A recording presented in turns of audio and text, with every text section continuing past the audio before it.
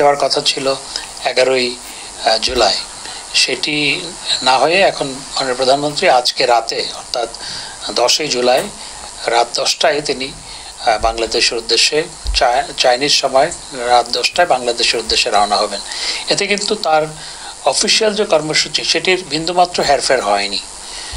শুধুমাত্র রাত্রি যাপন করা ছিল, সেই রাত্রি যাপন না করে তিনি ঢাকায় ফেরত যাচ্ছেন। এটির কারণ হচ্ছে, আপনারা হয়তো জানেন যে মাননীয় প্রধানমন্ত্রীর সাথে মাননীয় প্রধানমন্ত্রীর কন্যা সাইমা ওয়াজেদ পুতুল, যিনি WHO রিজিওনাল ডিরেক্টর, তিনিও আসার কথা ছিল, কিন্তু তিনি অসুস্থতার কারণে আসতে পারেননি। শেষ মুহূর্তে সকালবেলা তাকে, অর্থাৎ আমরা যেদিন ফ্লাই করলাম 8 তারিখ সকালবেলা, সেদিন অত্যন্ত অসুস্থ হয়ে পড়ার কারণে হঠাৎ করে তিনি আসতে পারেননি।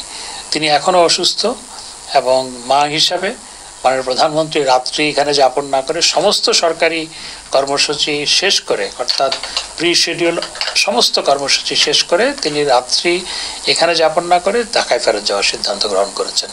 এটির সাথে সরকারি কর্মসূচির কোনো হেরফের হয়নি আপনাদের জ্ঞাতার্থে। কারণ আমি অনলাইনে দেখতে পাচ্ছি এবং বিভিন্ন সংবাদ মাধ্যমে দেখতে পাচ্ছি যে হেডিং হচ্ছে বড় বড় যে মাননীয় প্রধানমন্ত্রী সফর সংক্ষিপ্ত করে চলে আসছেন।